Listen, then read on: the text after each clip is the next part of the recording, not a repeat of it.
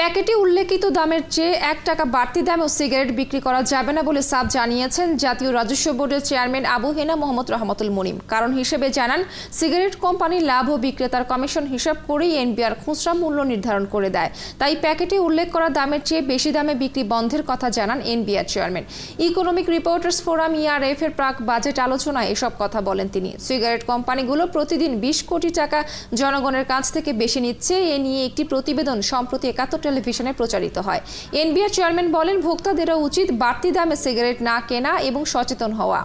এ বিষয়ে বাজার তদারকিতে ভোক্তা সংরক্ষণ অধিদপ্তর সহ সংশ্লিষ্ট দপ্তরকে চিঠি দেওয়া হবে বলেও জানান তিনি। ক্যাপ একটু বেশি কোনোটাই, যে দাম প্যাকেটের গায়ে লেখা থাকবে সেই দামেই বিক্রি হবে এবং সেই দামের উপরেই আমাদের যাবতীয় ক্যালকুলেশন হবে।